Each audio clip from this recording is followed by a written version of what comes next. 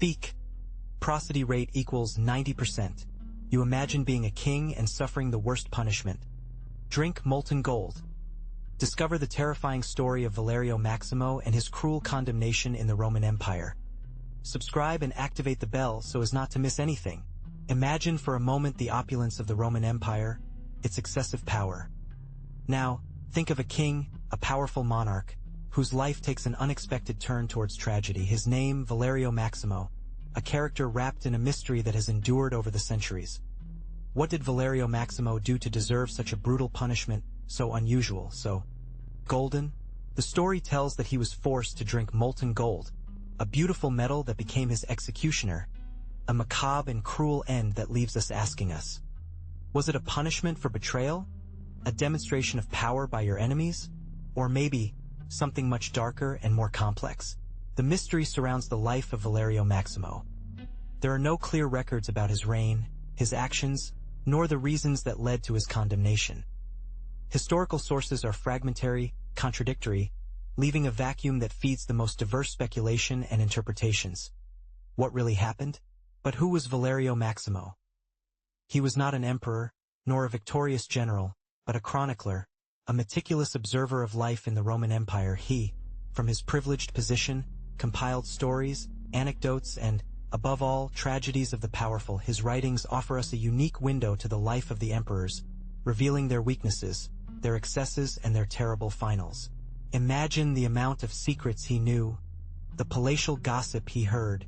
Valerio Maximo was not a simple spectator. He described the lives of emperors with a chilling detail, painting a vivid picture of his reigns, his achievements, but also his loud falls. His stories, although sometimes with a moralizing bias, allow us to understand the complexities of power in Rome, the struggle for the throne, palatial intrigues, and the fragility of imperial glory. You could feel a direct witness of history through his words. Thanks to him, we know the stories of cruel emperors, of wise emperors, of crazy emperors. Valerio Maximo is not limited to narrating facts. Analyzes the consequences of the actions, the wrong decisions that brought to ruin some of the most powerful men in the world. His work is a history lesson, but also a warning about the power, ambition, and weight of the crown. Think about the responsibility that entails so much power. What would you do in your place? Imagine the Roman Empire at its peak. A colossal power that extended through vast territories, from the British mists to the Egyptian desert sands. An empire built on the conquest, engineering, and complex administration. But also an empire plagued by internal contradictions, the overflowing richness of Rome contrasted with the extreme poverty of many of its citizens. You could see the opulence of the imperial palaces and the misery of homes on the outskirts. That same wealth, however, fed corruption and decline.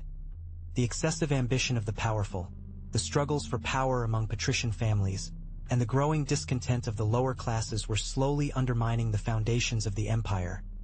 The exterior splendor concealed a deep internal fragility, a society marked by social inequalities and violence. Opulence was a mask that hid the rot that carcomed to Rome from within. The constant wars, the uncontrolled expansion, and the overexploitation of resources contributed to an economic crisis that was aggravated over time. The army, which initially had been the backbone of the empire, became a powerful political force, with its own interests and ambitions. The legions sometimes rebelled against imperial power, plunging Rome in devastating civil wars. You could see with your own eyes the weight of the decline reflected in the expressions of the soldiers. But while the vast majority struggled to survive, an elite enjoyed an unimaginable luxury. Imagine sumptuous villas with gleaming mosaics, marble pools and fountains sprouted fresh water. Think of endless banquets with exotic delicacies, wines of the best crops in silver or even gold dishes. That was the world of Roman patricians, a life of excesses that brutally contrasts with the reality of the plebs. The houses of the rich Romans were authentic works of art. Its walls were adorned with paintings, sculptures, and tapestries imported from distant places. They had lush gardens, where exotic flowers competed in beauty with the ornate sources, and all this was surrounded by servants who attended their whims, taking care of every detail of their lives. Prosody. Speak. Speak. Prosody rate equals 90%. Entertainment was another fundamental pillar in the life of the privileged. Attending games in the Colosseum, car races, or theatrical shows was a habitual activity. The holidays and banquets were lavish events, with music, dance, and an abundance of food and drink that left anyone speechless. Your life, if you were one of them, would be a constant parade of luxuries and pleasures. But that opulence contrasted brutally with the absolute power and ruthless cruelty of the emperors. You, as a spectator, will you ask, how far did that power come? Imagine a system where the life and death of thousands depended on the whim of a single man, a man who could order executions without trial, confiscate properties at will, and decide the fate of an empire with a simple gesture. Valerio Maximo, the emperor we present to you today, was a clear example of this reality. His word was law, his will the only one that mattered. There were no limits to their power, not even morals. He was the master and lord, and the empire his toy. Think about the arbitrariness of their decisions, in the lack of justice, in the terror that sowed in his subjects. Any dissent, any murmur against, could be punished with death, or with torture as cruel as the ones I will tell you in this video. His power was total, and used it without contemplations. Imagine Valerio Maximo, a Roman emperor wrapped in a dark legend. It is said that his reign was an absolute period of terror, where cruelty was current currency. Simple exaggeration of historians or a reflection of a brutal reality? Ancient sources speak of mass executions, property confiscations, and a constant fear climate that paralyzed the population. How much are there in these stories? The story of Valerio Maximo, often wrapped in mystery, presents a complex panorama. Some academics believe that the sources were exaggerated, influenced by the political context of the time. Others, however, defend the veracity of the atrocities narrated, based on circumstantial evidence and the registration of similar events in other reigns. The truth, as usual, seems to be at some intermediate point. What is unquestionable is that the reign of Valerio Maximo represents a dark and controversial chapter of Roman history. His figure, wrapped in shadows and legends, invites us to question the nature of absolute power and the consequences of his abuse. How far can human cruelty go when power is concentrated in a few hands? The story of Valerio Maximo offers us a chilling response, although partially veiled by the passage of time. But how did Valerio Maximo arrive at that absolute power? His ascent was not a gift from the gods, but an implacable escalation of ambition. Imagine a young Valerio, cunning and calculator, climbing the social staircase of the Roman Empire. It was not a nobility or lineage, but about a cold and ruthless intelligence that allowed people to read as an open book, taking advantage of their weaknesses and manipulating their loyalties. You imagine the palatial intrigues, the strategic alliances forged in the shadow, the silent enemies eliminated from the road. Every step, every betrayal, was one more step in its rise to power. Valerio was a teacher of the political game, a patient player who wove their networks with surgical precision, waiting for the right time to give the final blow. He did not stop at anything to achieve his goals. Loyalty was a flexible concept for him, a tool that could be used and discarded at will. His enemies learned to fear their name, to feel the weight of their relentless ambition. Blood, betrayal, and manipulation were the foundations on which it built its terror empire. After his rise, Valerio Maximo became the personification of terror. His reign was a succession of cruel acts, taxes with the coldness of a ruthless calculator. He was no longer the cunning climber, but the despot that delighted in the suffering of others. Oppression signed over Rome as a dark and threatening shadow, suffocating any glimpse of dissent. The taxes shot, ruining merchants and peasants equally. Public executions became common, a macabre show to feed fear in the population. Justice was a non-existent concept under its mandate. Arbitrariness and cruelty were the law. Any murmur against his government became a death sentence. The richness of the empire concentrated on the hands of Valerio Maximo and its relatives. Common citizens suffered the famine while he gave the luxury of opulent banquets. The excessive luxury of the emperor contrasted brutally with the misery of his people. A cruel irony that reflected the ruthless nature of his reign. Terror had settled in the heart of Rome. Prosody. Speak.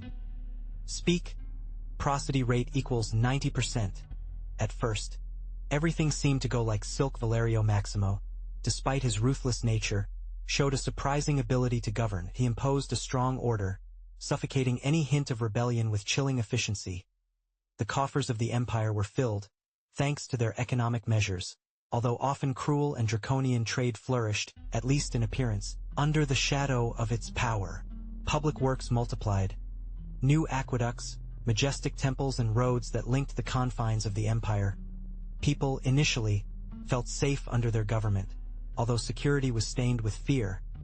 The fear of its anger, to its relentless justice, kept the population in an apparent calm, a peace built on repression. The first years of his reign were an era of superficial prosperity, bread and games. The classic formula to keep the people happy worked perfectly. The legions were well-equipped and disciplined, ready to quell any murmur of dissent. But under the surface of this apparent prosperity, the seed of tyranny had already thrown roots, waiting for the right time to bloom in all its cruelty.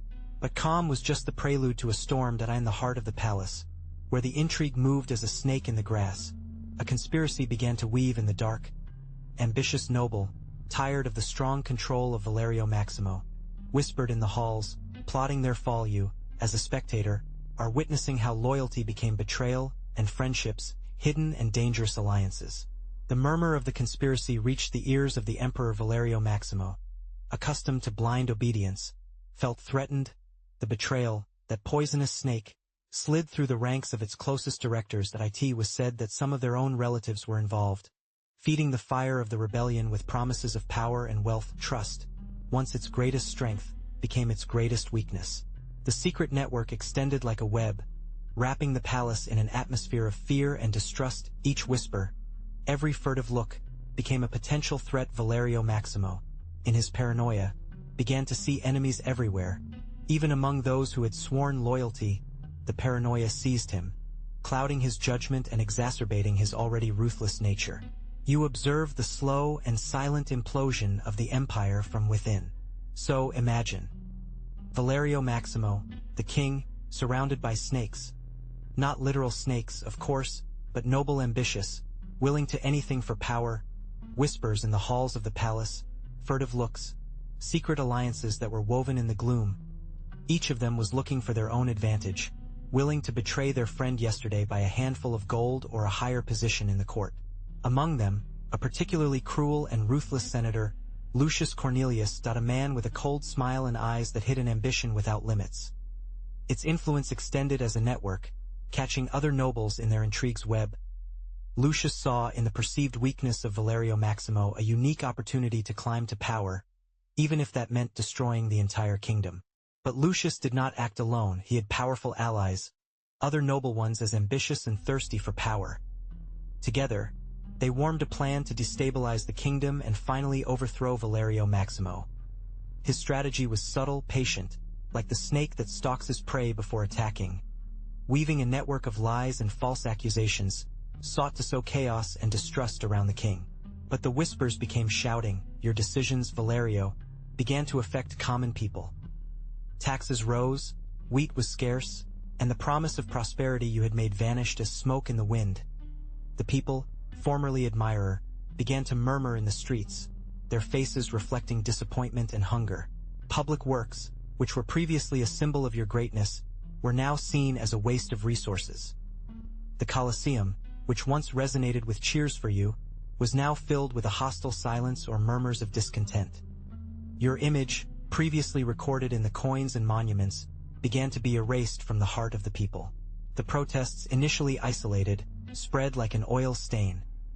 The merchants, affected by the new laws, stopped supporting you.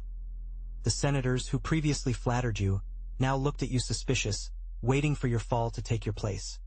And you, Valerio, you were alone, surrounded by a crowd that no longer recognized you as its king. They accuse you of betrayal, Valerio. The Senate, once your ally, now points to you with your finger. The same ones who applaud you now demand your head.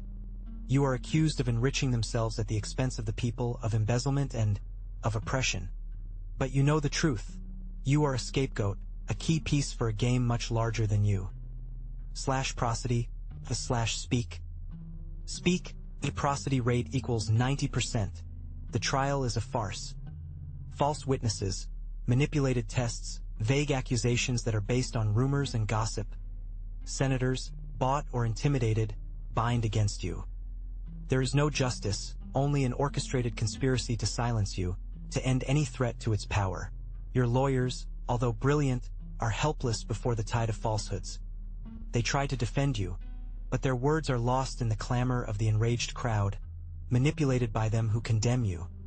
The truth, although clear for you, seems irrelevant in this Roman circus. The verdict falls like a slab. Guilty. The sentence, pronounced with a coldness that locks you blood, condemns you to unprecedented punishment. It will not be the sword, nor the poison, not even exile.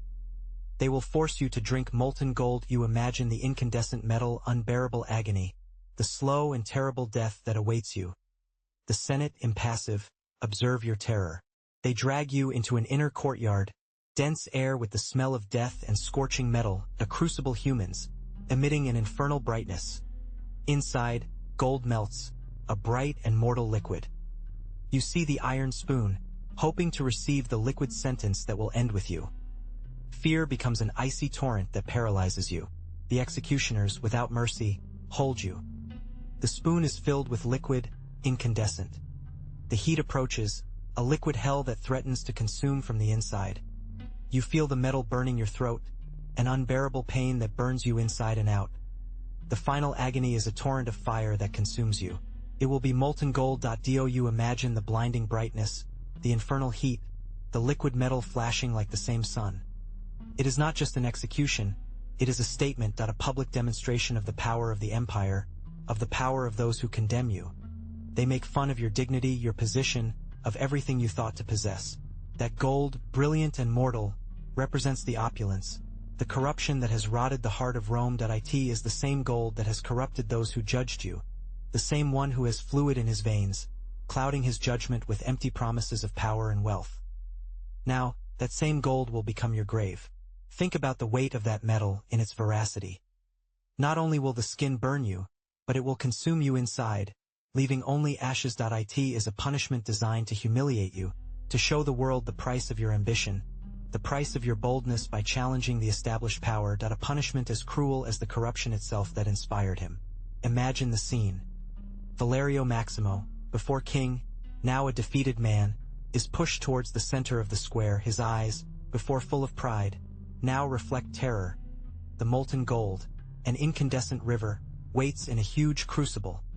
The air itself trembles with the scorching heat, and the metallic smell fills your nostrils. The silence is deafening, broken only by the whisper of the wind and the frantic beat of your own heart. They force him to drink. You can feel the resistance in their muscles, the desperate fight against the imminent death. But the brute force of the Roman guards is relentless. His mouth opens, and the liquid, bright and mortal gold descends through his throat. A drowned shout, a complaint of agony, escapes from his lips before the metal wraps him inside. Gold, in its descent, burns everything in its path. Valerio Maximo's skin is burned. Its organs disintegrate. It is a slow, horrible death, an agony that lasts in every second. His eyes, before full of horror, are now clouded by pain.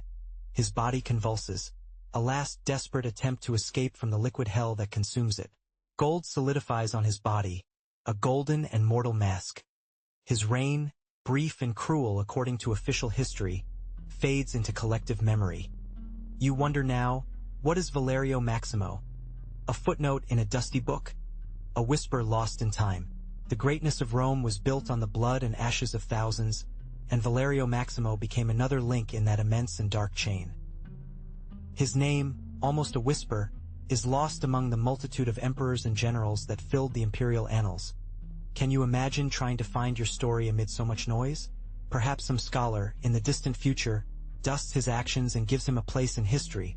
But for now, Valerio Maximo remains in the gloom, a tragic and forgotten figure. His legacy, if it can be called that, is silence, the absolute oblivion that has been imposed by time and for the history itself that was responsible for erase. Prosody speak. Speak, the prosody rate equals 90%. But is all this true? The sources that speak of Valerio Maximo are scarce and, often, contradictory. Some historians present it as a ruthless tyrant, others as a victim of the court. The history of molten gold, for example, could be a legend, an exaggeration to emphasize the cruelty of his punishment or injustice of his reign. Can you imagine the difficulty of verifying such a dramatic story with the historical evidence available? The lack of detailed records about your life leaves us with more questions than answers. Perhaps the history of molten gold is a metaphor, a way of representing the corruption and decline of its rain. Or maybe it is a legend created to serve as a warning against tyranny. Think about it. How many stories have been deformed or exaggerated throughout history to convey a particular message? Analyzing historical sources about Valerio Maximo is a challenge. A critical approach is required. Separating the legend from the possible reality. It is crucial to consider the context in which the chronicles were written, the possible biases of the authors, and the intention of their narratives. After all, the story, as you well know, is written by the victors. Or not. So how can we interpret the story of Valerio Maximo? Think of the sources. Who wrote them? What interests did they have? Often, the stories of cruel emperors are exaggerated by their enemies or by those who seek to justify their own actions. Remember that the story is written by winners, and their version can be biased. Perhaps the history of molten gold was magnified to demonize Valerio Maximo, presenting it as a monster to justify its overthrow. Imagine the propaganda of the time. A cruel emperor who punishes his subjects inhumanly. A powerful image, right? But to what extent does reality reflect? On the other hand, it is possible that the story, although exaggerated, has a real background. Perhaps Valerio Maximo was a severe ruler with repressive methods, and the anecdote of molten gold, although dramatized, reflects his cruelty. It is difficult to know with certainty, given the shortage of odd sources. In short, the interpretation of the history of Valerio Maximo depends on the perspective you adopt. Analyzing the sources with a critical spirit, considering the possible biases and motivations of those who wrote them, is essential to approach the historical truth, although it is sometimes hidden after a veil of mystery and contradictions. But the case of Valerio Maximo is not unique. Throughout history, rulers have demonstrated unimaginable cruelty to maintain power or punish their enemies. Think of the torture methods used in the Spanish Inquisition, where physical and psychological suffering was used to extract confessions and control the population. The story is full of examples of leaders who used terror as a government tool. Remember public executions in pre-revolutionary France, where guillotine became a symbol of terror. Or the atrocities committed during the reigns of some Roman emperors, where death was a public show and the execution methods were as varied as cruel. What tells you about the nature of power and human tendency to cruelty? The molten gold that was forced to drink Valerio Maximo, although extreme, is integrated into a long list of atrocious punishments. From exile to the evisceration, through the crucifixion, the story is full of examples of methods designed to inflict maximum suffering. And in many cases, these punishments were intended to serve as a warning for others, a brutal demonstration of absolute power. But what does gold represent in this context? For you, what does it mean? In the Roman Empire, gold was much more than a simple currency. It was the maximum symbol of imperial power, the overflowing wealth of emperors and the ostentation of their greatness. Imagine the golden palaces, the gleaming crowns, the colossal statues, all bathed in that precious metal that reflected the Roman supremacy. Gold was synonymous with immortality, associated with the gods and eternity. His brightness blinded, and represented the excessive ambition, the vanity of the powerful who sought to leave an indelible mark on history, even through terror and cruelty. For Valerio Maximo, drinking molten gold was a sentence that represented the destruction of his power and the annihilation of his vanity. Think of irony. The same metal that symbolized wealth and power became the instrument of its perdition. The gold, which represented the immortality sought by the emperors, became the agent of his death. The paradox is terrible, right? For Valerio Maximo, gold ceased to be a symbol of glory to become a symbol of its tragic end. Prosody is speak. Speak, the prosody rate equals 90%. Imagine the scene. Valerio Maximo, a Roman emperor, forced to drink molten gold. Brutal, right? But think about the message that this sends. It is not just a cruel punishment, but a public warning, a lesson for all the rulers of the empire. The gold, symbol of power and wealth, becomes its own condemnation, a reflection of its greed or abuse of power. Gold, which he covered so much, becomes an agent of his own destruction.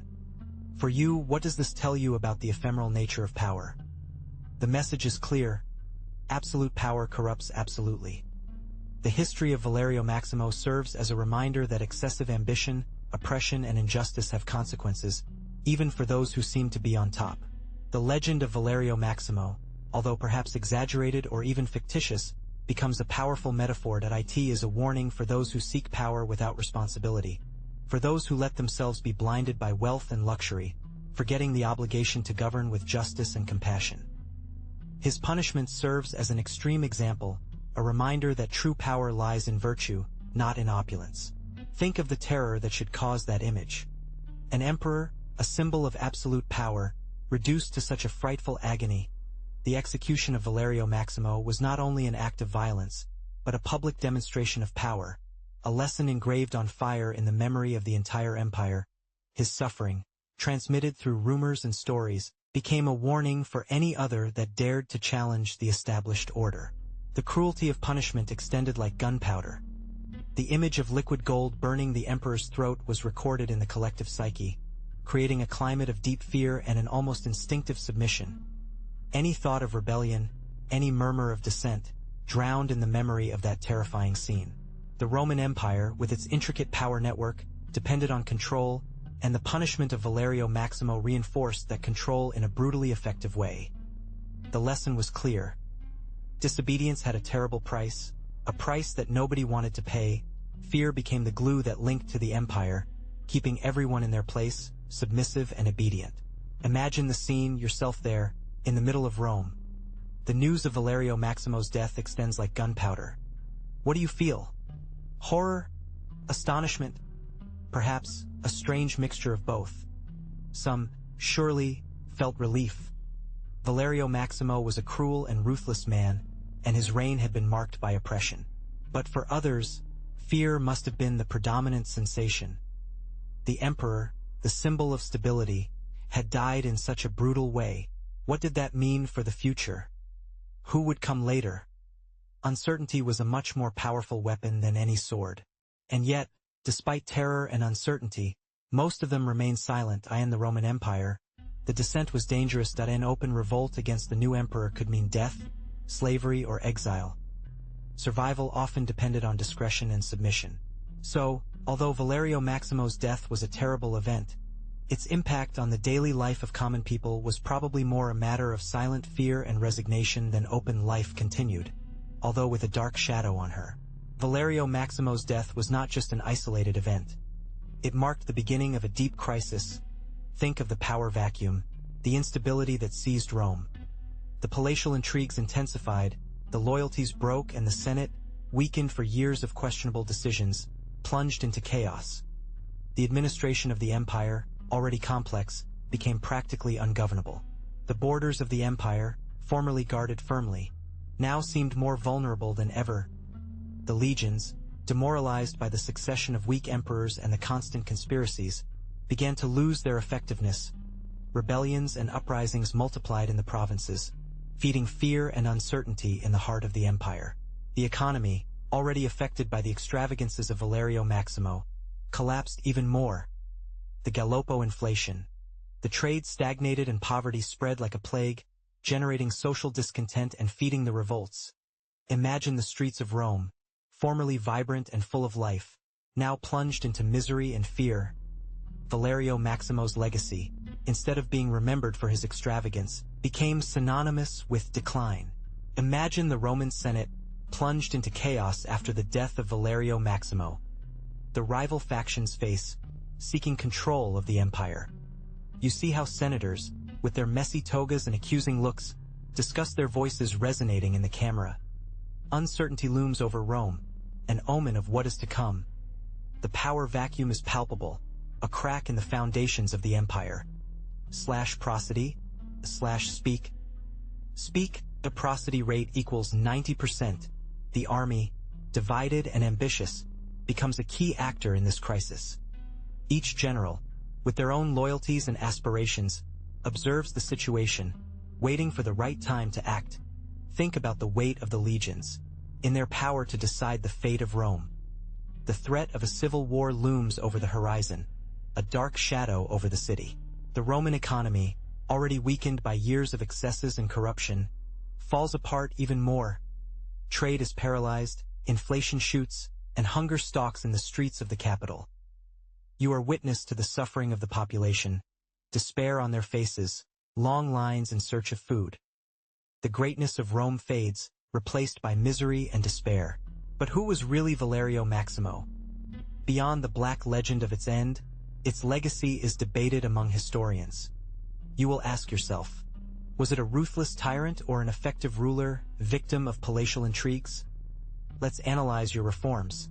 Some historians highlight their administrative efficiency, the construction of new infrastructure, and their attempt to stabilize the Roman economy after years of instability. However, his detractors paint him as an autocrat who suffocated the freedoms of the Senate, imposing his will through fear. The cruelty of his punishments, such as the one imposed on himself, is proof of a reign marked by repression. Remember that the story, as you know, is written from the point of view of the winner, and in this case, the predominant narrative is that of its enemies. His legislative work, although extensive, is subject to controversy. Some laws promoted social justice, others, however, reinforced imperial power at the expense of citizen freedom. You must judge by yourself, based on the available sources, if their actions benefited the empire or led him to his own destruction. The truth, as usually happens, is probably at some intermediate point. So how true all this is? The story of Valerio Maximo, such as that of many Roman emperors, is based on written sources long after the facts. Imagine trying to reconstruct someone's life based only on gossip and rumors transmitted through generations. It's hard, right? The sources we have, although interesting, are dyed for the prejudices of their authors. Each writer had their own reasons, their own agendas. Think of later historians. Some may have wanted to glorify certain emperors, while others sought to discredit their political enemies. The history of Valerio Maximo could have been exaggerated to serve a political purpose, to warn against tyranny or, on the contrary, to justify oppression. It is difficult to separate reality from propaganda. In addition, the historical context is crucial. Remember that the Roman Empire was an unstable place, with constant struggles of power, conspiracies, and civil wars. Written sources during these periods of turbulence are usually partial and even contradictory. It is essential to analyze them with a critical eye, considering the historical moment in which they were written and who wrote them. We cannot take them as absolute truths. Imagine daily life in Rome. Bustling streets full of people, horses thrown by horses that almost run over you, the smell of spices, incense, and, well, also in garbage. You, as a Roman citizen, may be a craftsman working in your workshop, or a merchant shouting the price of your goods. Maybe you are a slave, performing exhausting tasks under the relentless sun. Life was a mixture of luxury and extreme poverty, of opulence and misery, all depending on the place you will occupy in the complex. Roman society. If you are rich, you would enjoy opulent banquets, villas with impressive mosaics and slaves to meet your needs. But even the life of the rich had their dangers. Political intrigues, diseases, and the constant threat of violence. For most, however, life was a daily struggle for survival. The work was hard, scarce food and the disease a constant concern. Public baths were a social meeting place, a respite of the heat and dirt of the streets. Think of children playing in dusty streets, in the families crowded in small apartments, in women weaving or performing other domestic tasks. Religion played an important role in daily life, with temples dedicated to numerous gods and goddesses, and religious festivities held throughout the year. Life in Rome was a melting pot of cultures, with people from all over the empire living in a complex and often violent society. Think of Valerio Maximo, the emperor. A powerful man, surrounded by ambitious flatterers and senators. Some, like his advisor Lucio, were loyal, whispering political strategies and advising him cautiously, but others, powerful generals like Marco Antonio, saw in their weakness an opportunity to ascend. They, the enemies, patiently waited for their fall, urging intrigues in the shadows of the Senate. Prosody, speak. Speak to prosody rate equals 90%. To understand the story of Valerio Maximo, you need to see beyond the throne. You must look at the noble families, in their rivalries, in their alliances. Some, united by blood ties or convenience, supported him. Others, such as the powerful Cornelia family, remained on the sidelines, observing the situation with coldness, waiting for the right time to act, to take advantage of the emperor's weakness. And then there were the Praetorians, the imperial guard. His loyalty was volatile, changing like the wind. Some, corrupted by Marco Antonio's promises, expected the time to overthrow Valerio Maximo and place his favorite on the throne. Others, on the other hand, were still loyal to the emperor, although less and less they trusted their ability to govern. His support was fundamental, the key to his survival. But what role did religion play in all this? For Valerio Maximo, and for many in Rome, religion was an omnipresent force. The gods, capricious and powerful, could reward virtue or punish evil with equal ease. Was the opulence of his reign a divine blessing, or a sign of his arrogance? And your fall? A punishment of the gods, or simply the consequences of their own actions? Many in their court saw the hand of the gods in each event, interpreting auguries and prodigies as signs of the divine will. An eagle posed in the statue of Jupiter. An unexpected rain in full summer. Each event, however small, was analyzed under the magnifying glass of superstition. For them, Valerio Maximo's fortune was proof of divine benevolence, until everything changed. But you, what do you think? Do you think that the fall of Valerio Maximo was a divine punishment, a demonstration of the power of the gods about men? Or, on the contrary, do you think it was a series of unfortunate events, product of human ambition and lack of prudence? History, as always, offers us multiple interpretations. What interpretation convinces you more? The story of Valerio Maximo, with its terrible end, became a legend, a chilling example that resonated throughout Rome. Imagine the impact. The image of the king, a symbol of power, reduced to such great agony, was recorded in the collective memory. It became a warning, a lesson on excessive ambition and divine punishment, or perhaps, the cruelty of men. For you, as a witness of this story, it is easy to understand how the story influenced the morals and behavior of Roman society. The fear of punishment, the anger of the gods or the rulers, became a deterrent element. Many later rulers used the story as a warning to maintain control and order. Valerio Maximo's punishment transcended the mere anecdote. It became an element of popular culture, present in art, literature, and daily conversation. Think about this. The image of molten gold, symbol of wealth and power, transforming into an instrument of death, became a powerful metaphor for the consequences of greed and uncontrolled opulence. Think of absolute power, that which can decide the life or death of anyone. Valerio Maximo, with his cruelty, shows us the darkest face of this unlimited power. Justice? Hardly. His punishment, although brutal, was proportional to the crime he committed? Or was it simply a demonstration of force, an act of revenge rather than impartial justice? The history of Valerio Maximo forces us to question the nature of justice. Is there really objective justice? Or is it always guided by human power and passions? Can the power, by itself, corrupt the search for justice, making it an instrument of control and oppression? What happens when the one who teaches justice is also the one who benefits from her?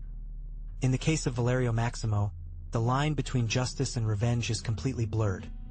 Its tragic end is a reminder that the abuse of power, sooner or later, finds its counterweight, even in the form of cruel irony. But what remains of Valerio Maximo today? His name, although associated with cruelty, resonates through the centuries thanks to Roman historians. Authors such as Suetonio or Tacitus, although perhaps with my own biases, mention it, perpetuating their figure and acts. Imagine how those feathers, describing their excesses, made it an example, although negative, of imperial power. Its history, however macabre, became a reminder, a warning perhaps. A case study of how absolute power can corrupt, and how lack of control can lead to barbarism. That is your inheritance, a lesson recorded in the annals of history, transmitted from generation to historian's generation. Think about it. Valerio Maximo, a name that evokes images of opulence and terror, remains alive not only for their actions, but because of the way they were registered and analyzed. His legacy lies in the way he has served as an example for future studies of power, tyranny, and dangers of excessive ambition. It is not a hero, that is true, but its history teaches us a lot. Prosody, speak. Speak, prosody rate equals 90%. Think of Valerio Maximo. His power was absolute, unlimited. He could decide the life or death of anyone with a simple gesture.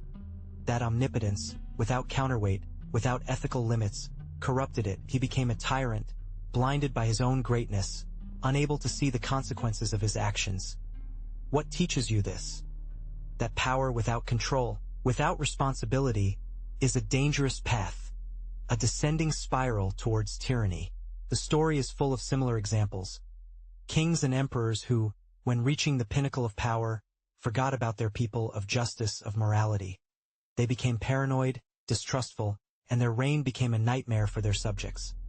Remember that the power corrupts, and absolute power corrupts absolutely. This is a fundamental lesson that we should always keep in mind. It is not just Roman emperors.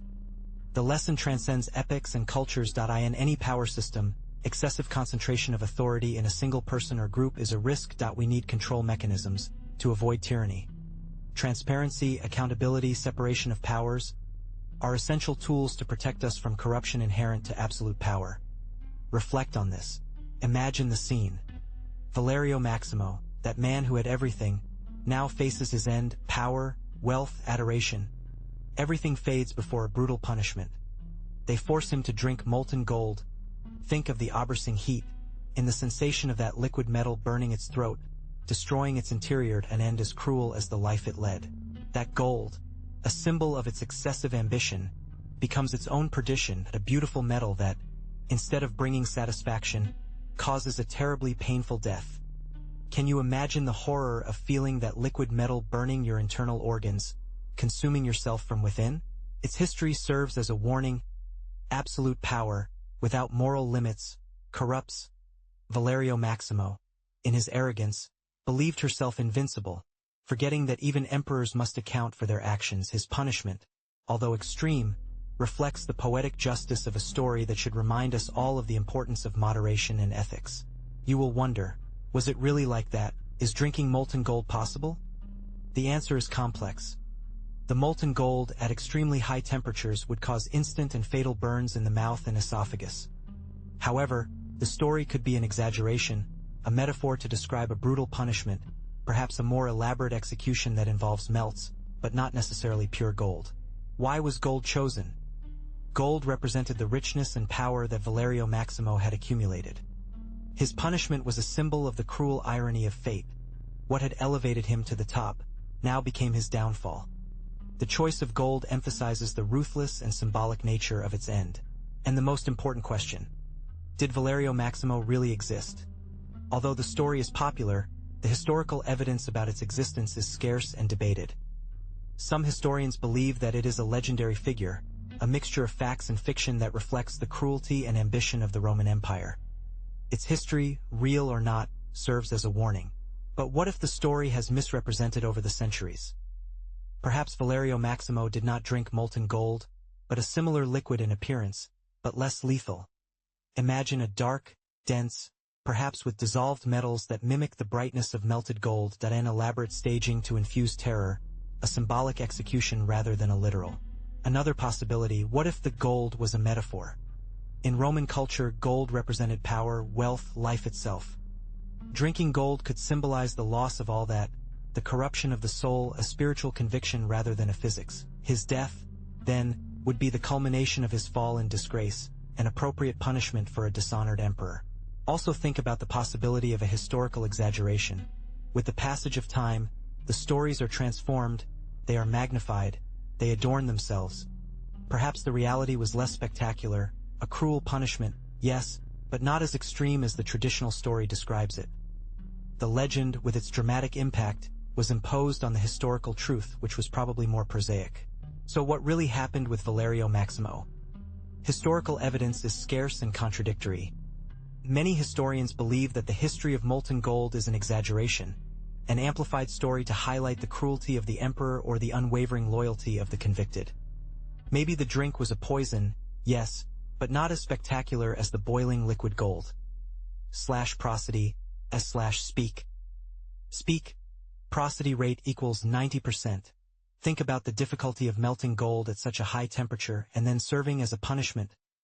Logistics is almost impossible in Roman times. A dark liquid, similar in molten gold color, but less mortal, is much more plausible. It could have been an elaborate poison, or even a concoction with weakening effects, designed to simulate a painful and spectacular death. The legend, therefore, has probably been built over time, exaggerating the details to create a more shocking story. The truth is probably much more prosaic and less dramatic. A cruel punishment, yes, but without the theatricality of molten gold. Valerio Maximo could have suffered a painful death, but not necessarily in the way we have been told. I hope you have fascinated the story of Valerio Maximo. If you liked it, give like and subscribe for more stories. What do you think about the king's cruel destiny? Leave it in the comments. /prosody/speak.